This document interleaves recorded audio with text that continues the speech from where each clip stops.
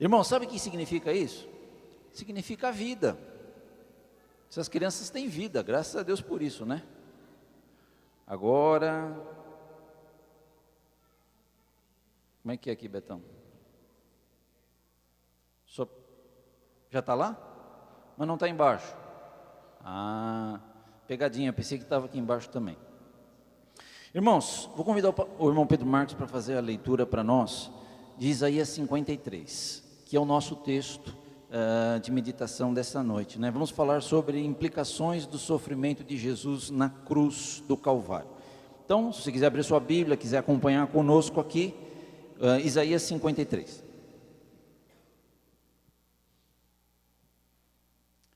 Diz assim a palavra, irmãos: quem creu em nossa mensagem, a quem foi revelado o braço do Senhor? Ele cresceu diante dele como um broto tenro e como uma raiz saída de uma terra seca. Ele não tinha qualquer beleza ou majestade que nos atraísse, nada em sua aparência para que o desejássemos.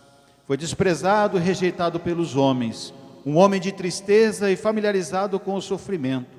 Como alguém de quem os homens escondem o rosto, foi desprezado, e nós não o tínhamos em estima.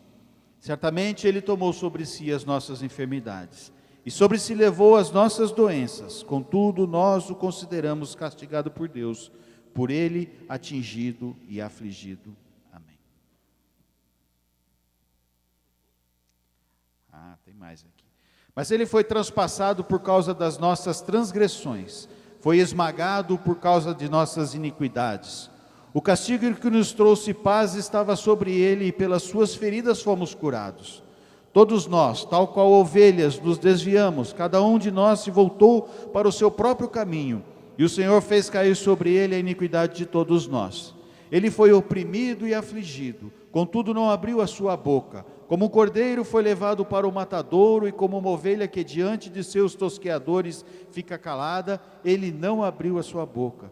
Com julgamento opressivo ele foi levado, e quem pôde falar dos seus descendentes? Pois ele foi eliminado da terra dos viventes, por causa da transgressão do meu povo ele foi golpeado. Foi-lhe dado um túmulo com os ímpios e com os ricos em sua morte, embora não tivesse cometido qualquer violência, nem houvesse qualquer mentira em sua boca. Contudo foi da vontade do Senhor esmagá-lo e fazê-lo sofrer. E embora o Senhor faça da vida dele uma oferta pela culpa, ele verá sua prole e prolongará seus dias, e a vontade do Senhor prosperará em sua mão. Depois do sofrimento de sua alma, ele verá a luz e ficará satisfeito. Pelo seu conhecimento, o meu servo justo justificará muitos e levará a iniquidade deles. Por isso eu lhe farei uma porção entre os grandes. Ele dividirá os despojos com os fortes, porquanto ele derramou sua vida até a morte, e foi contado entre os transgressores. Pois ele carregou o pecado de muitos e intercedeu pelos transgressores. Amém.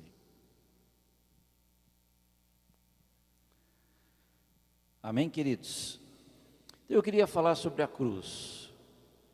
Jesus e a cruz, as implicações de tudo que ele passou na cruz do Calvário. Hoje é dia de ceia, e a gente sempre tem pensado a importância que é, irmãos, nós, na ceia do Senhor, meditarmos a respeito, nome de Jesus, nome de Jesus, nome de Jesus, Pai. Repreende todo o mal, Senhor, nesta hora, Pai, em nome de Jesus, que haja liberdade nesse lugar, Senhor, e que todo o espírito contrário, Senhor, caia por terra, meu Deus, em nome do Senhor Jesus, para que a Tua mensagem possa ser ministrada, Pai, com alegria e liberdade. Pai, nós oramos assim, e repreendemos, Pai, tudo que não vem de Ti, em nome do Senhor Jesus. Amém, amém. Irmãos, esse texto fala do servo sofredor. Esse texto fala de Jesus, que Jesus passou na cruz do Calvário. Apresenta a Jesus Cristo e o que ele passou na cruz, que ele sofreu por nós, para nos dar uma grande salvação. Louvado seja o nome do Senhor. A cruz é um símbolo do cristianismo, assim como o peixe. nós sabemos disso. Nós temos uma cruz aqui. E muitas vezes a cruz no passado para os evangélicos era algo meio desprezado. Mas por que, irmãos? Porque na verdade havia uma ideia de cruz, de crucifixo, mas nós gostamos da cruz, a cruz vazia, a cruz que não tem mais o Senhor Jesus. Nós sabemos que ele foi levado no madeiro, mas ele não permaneceu na morte, ele ressuscitou, e isso nos deu uma grande vitória. Então nessa noite nós vamos pensar um pouco sobre a cruz, queremos pensar sobre o poder da morte de Jesus na cruz do Calvário, ao participarmos da ceia do Senhor. A Bíblia diz lá em Coríntios, capítulo 11, irmãos, de 24 a 26, assim: e tendo dado graças, partiu e disse: isto é o meu corpo que é dado em favor de vocês, façam isso em memória de mim. Da mesma forma, depois da ceia, ele tomou o cálice e disse: esse é o cálice da nova aliança, do meu sangue, façam isto sempre que o beberem em memória de mim. Porque sempre que comerem desse pão e beberem desse cálice, vocês anunciam a morte do Senhor até que Ele venha. Então a ceia nos lembra a morte do Senhor. Jesus morreu na cruz do Calvário para nos salvar. E essa morte tem um poder muito grande na nossa vida. Então, em primeiro lugar, irmãos, nós vamos pensar que pregamos um Cristo que sofreu. E esta é uma realidade. Jesus sofreu muito pelas nossas vidas.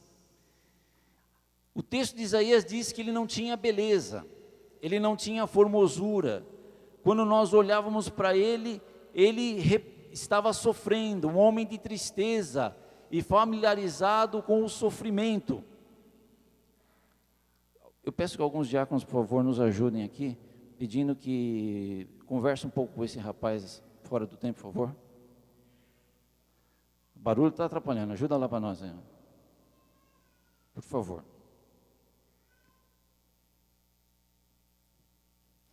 Então, irmãos, nada nele nos atraía, nem fazia com que desejássemos a sua pessoa. Jesus estava tão transfigurado ali na cruz do Calvário que não havia nada que pudesse nos atrair da sua presença. A Bíblia diz em Isaías que os homens escondem dele o rosto, porque ele foi desprezado e nós não tínhamos estima por ele. Então nós vamos sentindo isso, irmãos, quanto que Jesus foi transfigurado lá na cruz do Calvário. Às vezes a gente assiste alguns filmes, né, e vê realmente a tentativa do homem de tentar imaginar o quanto que ele sofreu lá na cruz do Calvário. E Isaías até compara Jesus como uma ovelha, e a ovelha vai diante dos seus tosqueadores, ela fica quietinha, e é passada a máquina nela para tirar aquela lã, o seu pelo que vai se tornar em lã, e ela não reclama, ela não, certamente ao tosquear ela sofre, mas ela fica quietinha. Jesus, ele é comparado a uma ovelha, a um cordeiro que é entregue, ele não abriu a sua boca. O verso 7 diz que ele foi oprimido e afligido, contudo não abriu a sua boca, como um cordeiro foi levado para o matadouro, e como uma ovelha que diante dos seus tosqueadores fica calada, ele não abriu a sua boca. Veja o que Jesus passou por nós, irmãos. Por isso João Batista afirmou, lá em João 1:29, vejam o Cordeiro de Deus que tira o pecado do mundo. Então Jesus, ele é o Cordeiro, ele foi entregue por nós, ele sofreu na cruz, ele verteu o seu sangue precioso. A gente tem que lembrar disso. Ao anunciar a morte do Senhor, nós temos que lembrar tudo que ele passou por nós. Pregamos um Jesus que sofreu por nos amar, por querer nos salvar, por querer nos perdoar, por querer resgatar a nossa vida. Mas nós pregamos também, irmãos, um Cristo substituto.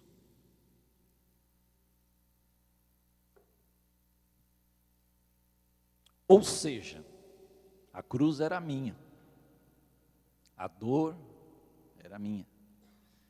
Eu que era o pecador, que precisava morrer na cruz, pagar as minhas culpas diante de Deus, mas Jesus tomou o meu lugar, ele me substituiu, ele substituiu você. Então nós pregamos um Jesus que foi no nosso lugar morrer na cruz. Nós temos que lembrar disso.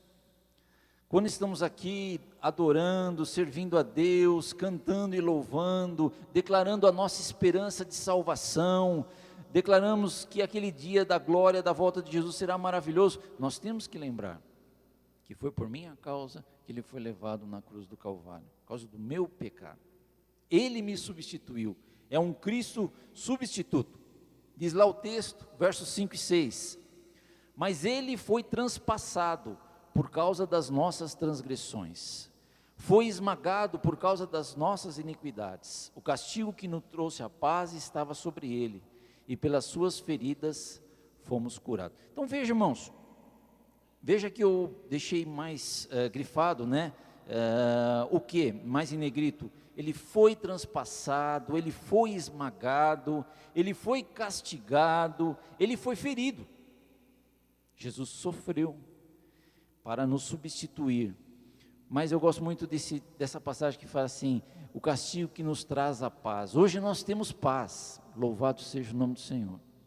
Nós temos esperança, certeza de perdão dos nossos pecados, certeza que o nosso nome está no livro da vida, né? Várias certezas no nosso coração, e temos paz. Jesus disse, deixo-vos a paz, a minha paz vos dou. Mas para que a gente tivesse a paz, Ele foi castigado, Ele sofreu, Ele foi ferido, Ele foi esmagado, e a Bíblia diz que o Senhor fez cair sobre Ele a iniquidade de todos nós. Então a gente tem que pensar nisso, né? Temos que pensar na obra que Jesus fez. Ele morreu para perdoar os nossos pecados. Para quê, irmãos? Para quê? Para que a igreja ande na sua presença, para que a igreja seja uma igreja santa, né? Se essa é a realidade da obra que Jesus realizou na nossa vida, se a gente crer nisso de todo o coração, se a gente recebeu essa mensagem de que Jesus morreu lá no meu lugar, para me substituir porque eu sou pecador, então tem um propósito, que a gente seja resgatado desse mundo e ande na presença do Senhor. Que a nossa vida agora comece a brilhar de tal maneira que o nome dEle seja honrado na nossa vida. De fato, nós não devemos mais crucificar Jesus, né? E persistir no pecado, mesmo conhecendo a verdade, é crucificar de novo o Senhor. Dá para entender isso que nós estamos falando? Se a pessoa conhece o Evangelho, conhece os caminhos do Senhor, mas ela persiste no erro, no pecado, no engano, ela está crucificando Cristo novamente. E Jesus morreu por nós uma vez só, para nos dar total vitória. Posso ouvir um amém ou não? Então, meu irmão, o desafio é esse, andar com Deus, estar perto dEle, ser guiado pelo Espírito, ser cheio da palavra e viver esta vida na presença do Senhor. A Bíblia diz que Ele foi golpeado pelo seu povo, verso 8, né? Com um julgamento opressivo Ele foi levado, e quem pode falar dos seus descendentes? Pois Ele foi eliminado da terra dos viventes, por causa da transgressão do meu povo, Ele foi golpeado. Foi golpeado. E João fala um pouco sobre isso, lá no capítulo 1, verso 11 a 13, né? Falando do povo de Israel, do judeu, veio para o que era seu e os seus não o receberam, mas a todos quanto receberam, deu-lhes o poder de serem feitos filhos de Deus, aos que creem no seu nome. Louvado seja o nome do Senhor. Não nasceram do sangue, nem da vontade da carne, nem da vontade do homem, mas de Deus.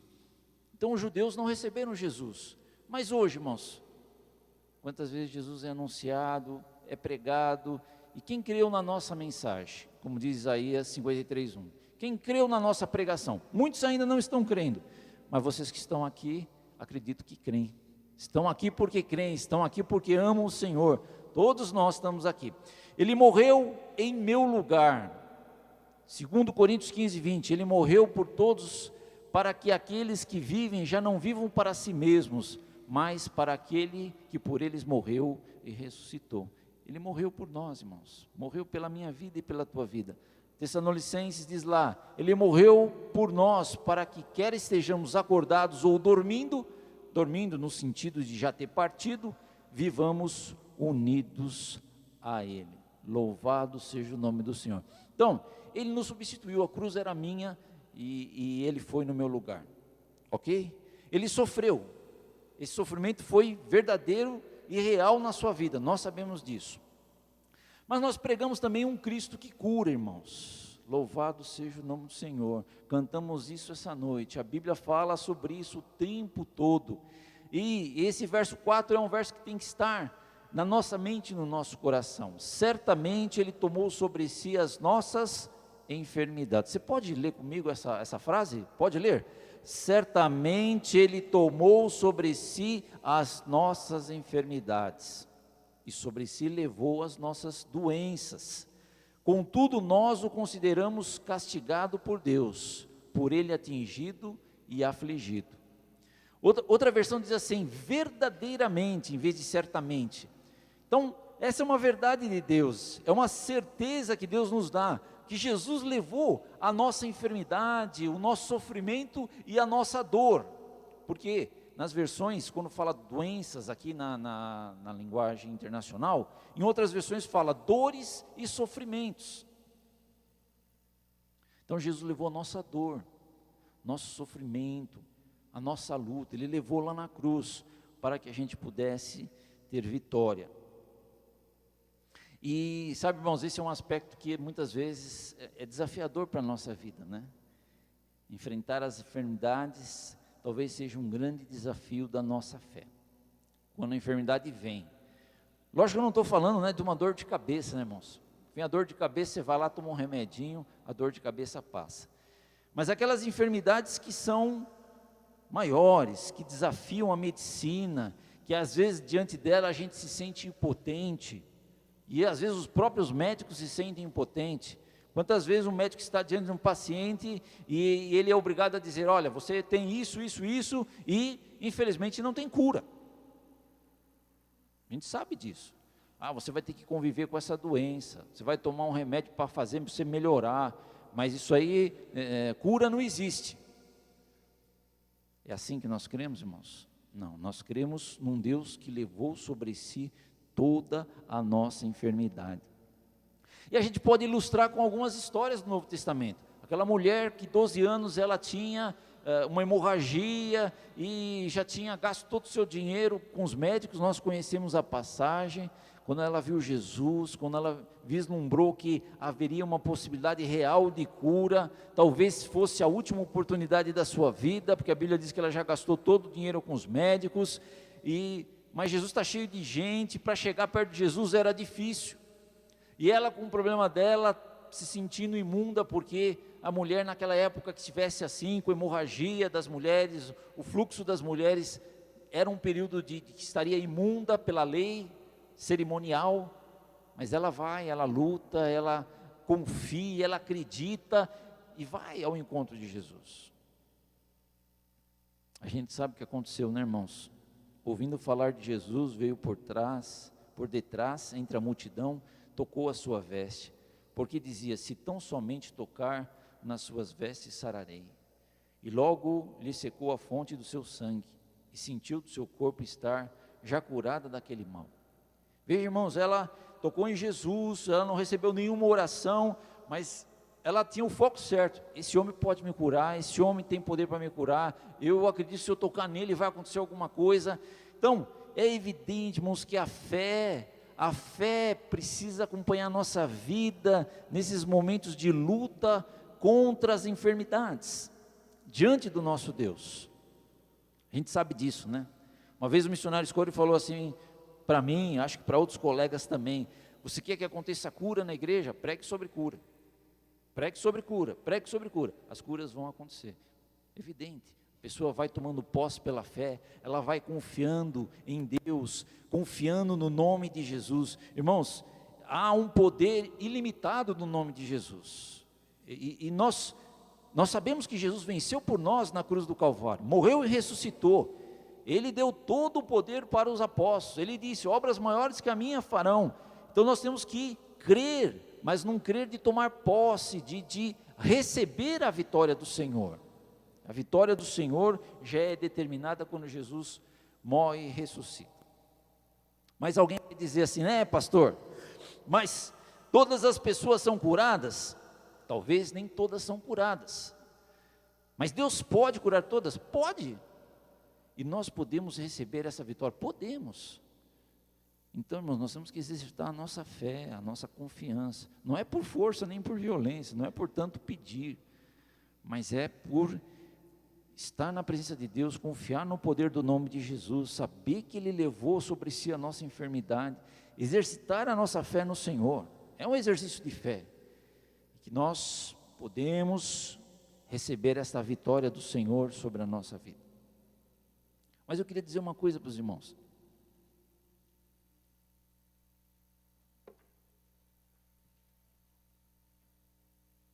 E com isso eu não quero escandalizar ninguém.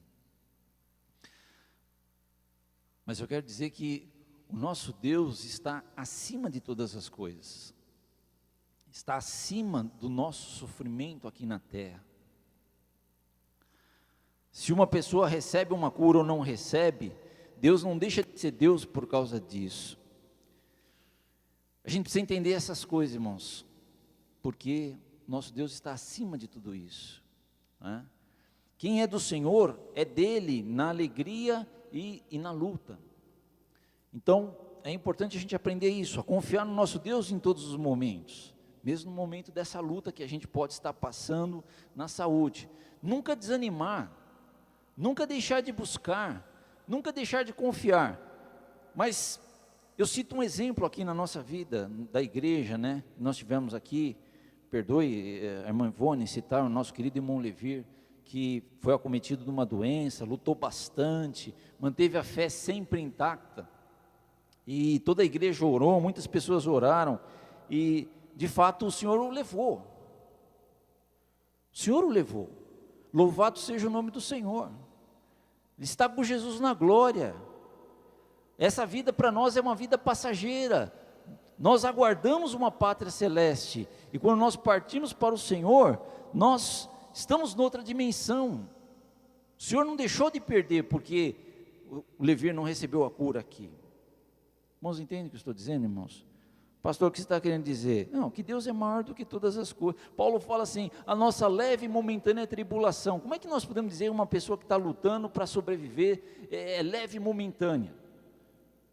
Mas ele está olhando lá para frente, ele está olhando a glória do Senhor, ele sabe que o que espera na eternidade é muito melhor do que nós temos nessa vida. Então nós temos que ter essa consciência, o Senhor é Deus e sempre será Deus. Bom, mas nesse texto de Marcos que você está vendo aí, Jesus libertou um menino que era endemoniado, certo? E foi apresentado para os discípulos, eles não puderam libertar aqueles meninos, nem curar, porque não conseguiram, era uma situação difícil, e Jesus então vai falando com o pai daquele menino, e, esse texto aqui ainda é da mulher que tocou em Jesus, vamos no texto do Marcos 9, que é do menino endemoniado, né? E aí Jesus vai falar com aquele homem, e ele pergunta para o pai, quanto tempo sucede isso? E ele lhe disse, desde a infância. Muitas vezes tem lançado no fogo, na água, para destruir, mas veja, irmãos, que o homem fala, se tu podes fazer alguma coisa, tem compaixão de nós e ajuda-nos. E às vezes a gente faz com Deus exatamente isso, né? A gente não sente que temos uma fé tão grande para receber bênçãos grandes do Senhor, e Senhor, se tu podes, faz. A gente sabe que Deus pode. E Jesus disse para aquele homem, se tu podes crer, tudo é possível ao que crê.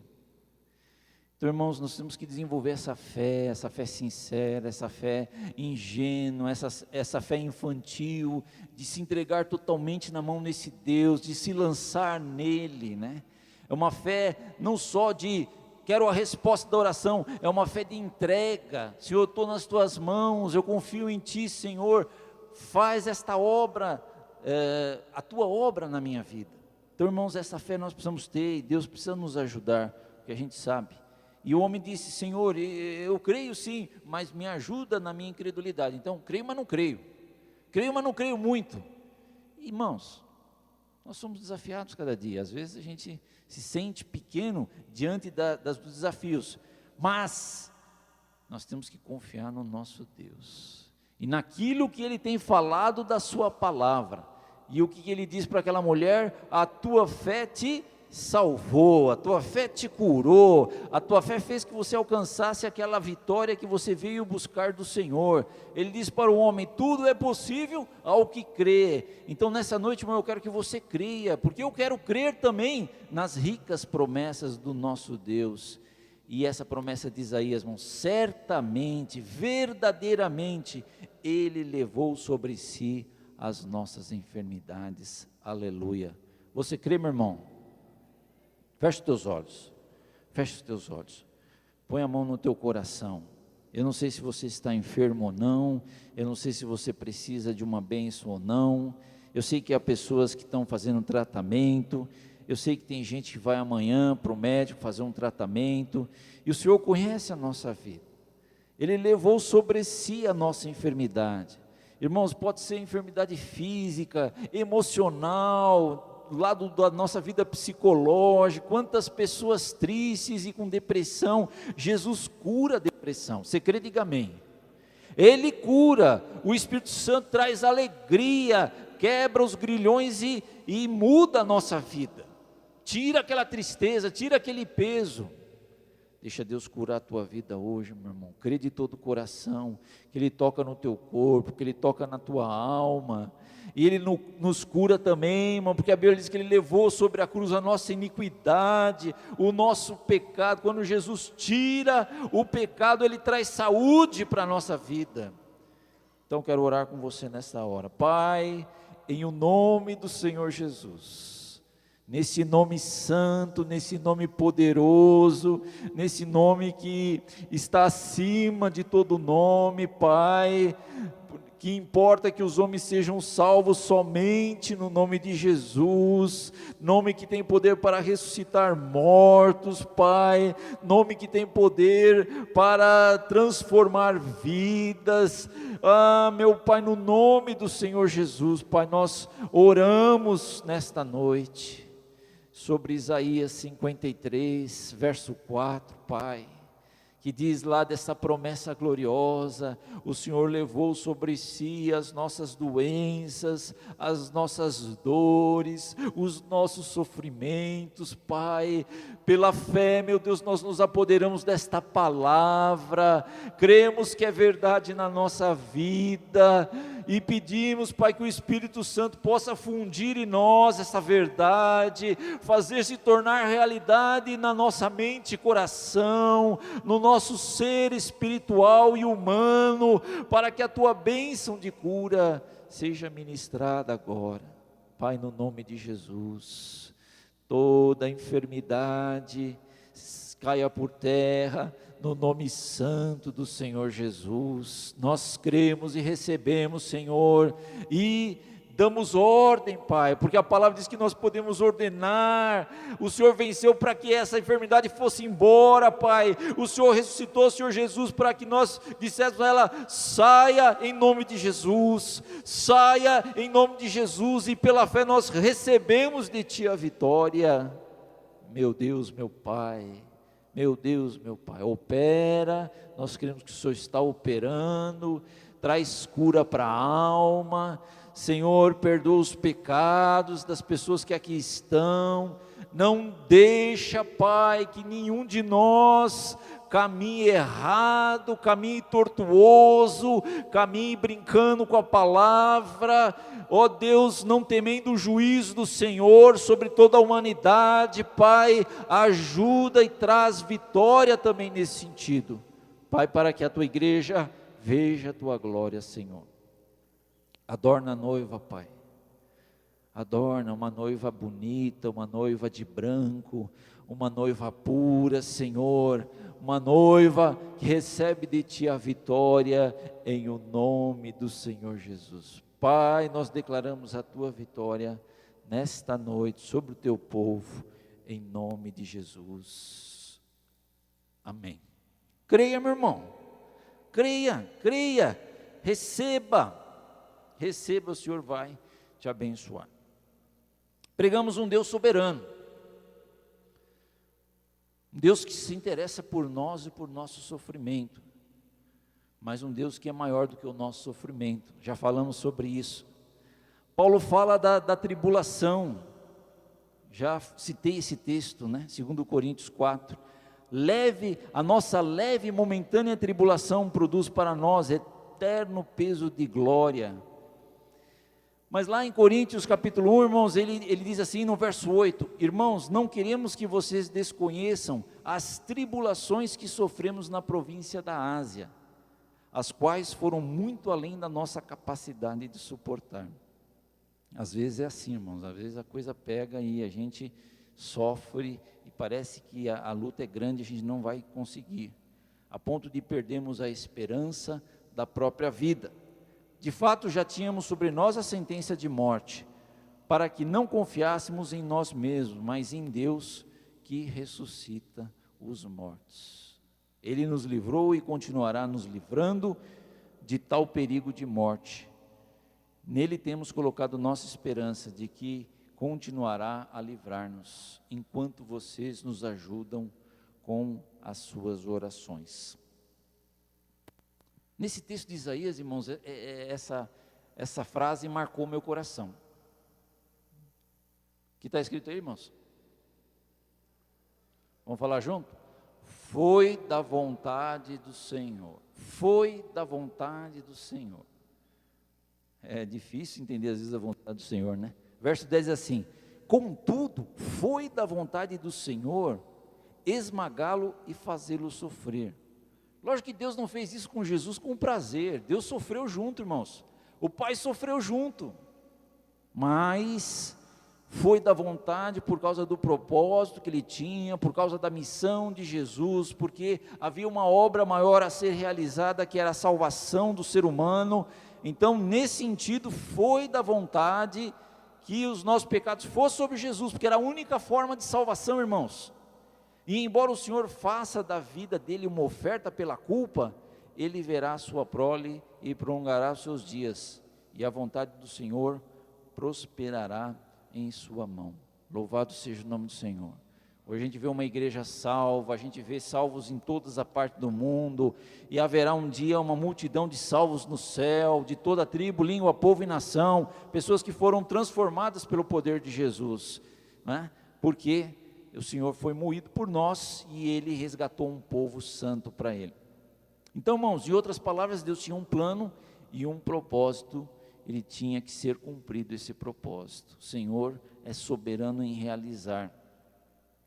Então, irmãos, mesmo quando o inimigo atua na nossa vida, né, ele anda em derredor, rugindo como um leão, querendo nos tragar, e tentando, quem sabe, nos incomodar, nos ferir, nós entendemos pela soberania de Deus que tudo que acontece na nossa vida vem com permissão do Senhor. Não é isso, irmãos? Não é isso? Deus está no controle da nossa vida, sim ou não? Seja na luta, seja qual for a situação. Ah, mas o inimigo está se levantando. Certo, ele está se levantando, ele vai se levantar mesmo, está escrito que ele vai fazer isso. Mas a gente só pode ser perturbado ou tocado de alguma forma pelo inimigo se houver uma permissão de Deus, que nós somos do Senhor. Então Paulo fala do espinho da carne dele. Ele teve uma visão, um arrebatamento, e para que ele não se gloriasse na visão que ele teve, Deus permitiu um espinho na carne. E o texto é claro, diz lá que era um mensageiro de Satanás que veio para esbofeteá-lo, e por causa disso ele orou 3 vezes, e a resposta do Senhor foi: a minha graça te basta. Jó e seu sofrimento, nós sabemos que Jó foi um homem justo, andou na presença do Senhor, mas sofreu e Deus permitiu que o inimigo tocasse nele. Então, nosso Deus é soberano. Há uma luta espiritual, Efésios capítulo 5, 6 fala lá da armadura de Deus, há uma batalha constante, nós temos que orar e vigiar, nós temos que manter nossa temperatura espiritual com uma vida de oração, não tenha dúvida disso, irmãos, e há uma batalha, né? Mas nós confiamos que o Senhor está sob o controle de tudo. Então, quando você passar por uma tribulação, nunca pergunte por quê. Ah, por que, Senhor? Por que eu estou passando por isso? Por que eu, Senhor? Por que aconteceu comigo? Porque se você perguntar o porquê, você está questionando Deus. E aí corre o risco da gente não estar exercendo fé, da gente estar entrando nessa crise da nossa confiança no Senhor. Mas sempre pergunte: para quê, Senhor, para quê? Qual é o teu propósito? Que eu passe por essa tribulação, por essa luta, e o que o Senhor quer ensinar na minha vida. É assim que nós temos que nos colocar diante do Senhor. Deus vai falar, Deus vai falar. Por fim, para terminar, pregamos um Cristo que justifica e intercede. Pregamos um Cristo que justifica. Diz lá o verso 11: depois do sofrimento da sua alma, ele verá a luz e ficará satisfeito. Pelo seu conhecimento, o servo justo justificará a muitos. O servo justo, Jesus, é o servo justo, sem pecado, aceito pelo Pai. O servo justo justificará a muitos e levará a iniquidade deles. Glória a Deus, louvado seja o nome do Senhor. Em Cristo nós somos justificados, nossos pecados são perdoados. Glória a Deus por isso.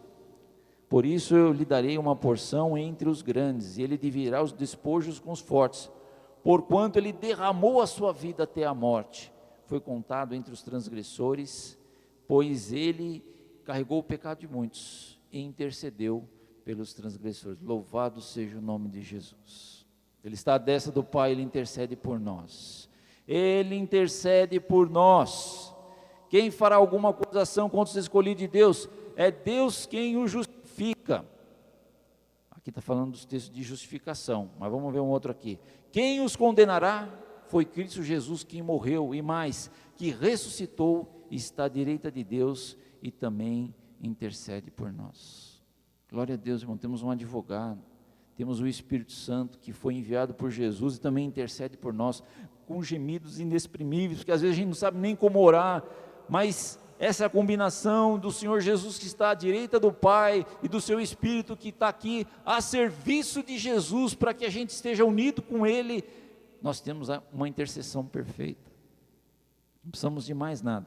Isso não quer dizer que a gente não possa orar um pelo outro como irmãos em Cristo, os abençoar, interceder aqui na terra. As orações que a gente faz pelo povo de Deus são bênçãos, não é? Mas assim, em termos de quem tem acesso ao céu para junto com o Pai nos abençoar, é Jesus e o Espírito Santo. Então, irmãos, concluindo, nosso tempo passa, nós vamos passar para a ceia do Senhor, vamos ficar com essa mensagem no nosso coração, né? E pensar nessa frase: ele derramou a sua vida até a morte, ele derramou a sua vida, ele se entregou por nós, e a gente devia se entregar na mão dele, se entregar totalmente nas mãos do Senhor, e deixar que ele tome conta da nossa vida, 100%. Irmão, entrega toda a tua vida, entrega tudo, faz uma análise aí, como é que está? As áreas da minha vida, todas as áreas da minha vida, Deus tem o controle, Deus é o Senhor da minha vida, então entrega a tua vida, cuidado, não vamos correr o risco de somente, irmãos, sermos religiosos e conhecer a verdade porque estudamos a Bíblia, mas não vivê-la, é perigoso.